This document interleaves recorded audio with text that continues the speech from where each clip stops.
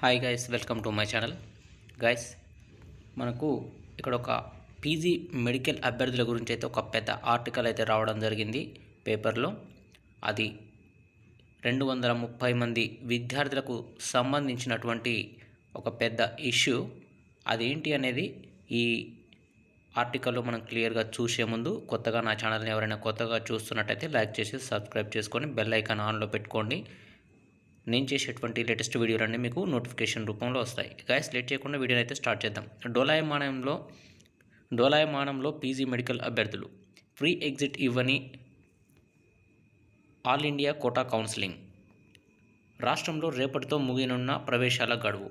So చూశారు కదా guys, దాదాపుగా 230 మంది విద్యార్థులకు ఫ్రీ ఎగ్జిట్ ఇవ్వని ఆల్ ఇండియా కోటా కౌన్సిలింగ్. అంటే ఆల్ ఇండియా కోటా కౌన్సిల్లో ఏఐక్యూలో ఇంతవరకు 230 మంది విద్యార్థులు ఇక్కడ రాష్ట్రంలో, అక్కడ నేషనల్లో రెండు చోట్ల సీట్లు పొంది ఉన్నారు.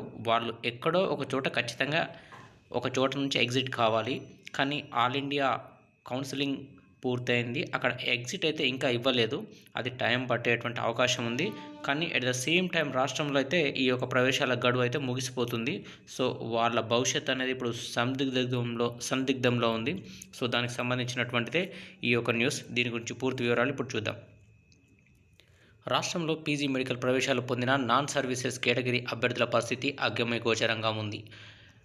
ప్రతిభ ఆధారంగా ఆల్ ఇండియా కోటా కౌన్సిలింగ్లో సీటు సాధించడంతో పాటు ఆంధ్రప్రదేశ్ పీజీ మెడికల్ మొదటి విడత కౌన్సిలింగ్లో సీటు పొందిన వారు 123 మంది ఉన్నారు. ఇక్కడ పీజీ మెడికల్ కౌన్సిలింగ్లో సీటు సంపాదించిన వారు ఈ నెల 9లోగా చేరాలని విజయవాడ ఎన్టీఆర్ ఆరోగ్య విశ్వవిద్యాలయం నోటిఫికేషన్ జారీ చేసింది. మరోవైపు ఆల్ ఇండియా కోటాలో సీటు సంపాదించి ఫ్రీ ఎగ్జిట్ ఇవ్వని కారణంగా ఇక్కడ సీట్లు పొంది కూడా వీరు గాల్లో ఉన్నారు. తమ పిల్లలను ఎక్కడ చదివించాలో తల్లిదండ్రులకు అంతుపట్టడం లేదు. ఆంధ్రలో కౌన్సిలింగ్ ప్రక్రియను ఆలస్యంగా చేపట్టడంతోనే ఈ సమస్య తలెత్తిందని వాపోతున్నారు.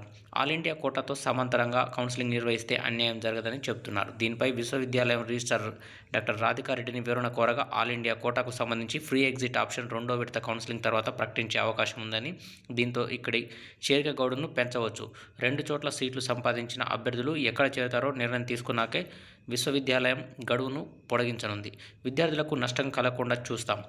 రాష్ట్ర ప్రభుత్వం ఇన్ సర్వీస్ ఫీజులు, జీవోలు ఆలస్యం చేయడంతో కౌన్సిలింగ్ ప్రక్రియను ఆపాల్సి వచ్చింది. ఆల్ ఇండియా కోటాలో సీటు పొందిన వారికి అన్యాయం జరగకుండా చూస్తామని రిజిస్ట్రార్ అయితే చెప్పిండు. సరే గైస్, నేను 230 మంది అని చెప్పాను కదా, 123 మంది అంటే ఇక్కడ స్టేట్లో నెక్స్ట్ అక్కడ ఆల్ ఇండియా లెవెల్లో 2 చోట్ల సీట్లు పొందినటువంటి వాళ్ళు ఎక్కడో ఒక చోట ఎగ్జిట్ అయితే కావాలి. స్టేట్లో చదవాలనుకుంటే మాత్రం ఇక్కడ ఆల్ ఇండియా కోటా నుంచి అయితే వాళ్ళు ఫ్రీ ఎగ్జిట్ అవ్వాలి. అక్కడ ఆ సీట్లను వేకెంట్ చేస్తేనే ఇక్కడ రాష్ట్రంలో జాయిన్ కావడానికి అవకాశం ఉంది. బట్ ఏంటంటే స్టేట్లో ఆల్రెడీ లాస్ట్ డేటు ముగిసిపోతుంది.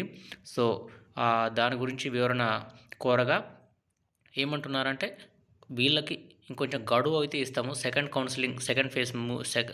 రౌండ్ ముగిసిపోయిన తర్వాత అక్కడ ఫ్రీ ఎగ్జిట్ వచ్చేటువంటి అవకాశం ఉంది. దాన్ని బట్టి ఇక్కడ మనము ఈ యొక్క ప్రవేశాల గడువు అనేది, అంటే చేరిక కాలేజీలో చేరేది డేట్ని అనేది ఎక్స్టెన్షన్ చేస్తామని చెప్పేసి తెలపడం జరిగింది గాయస్.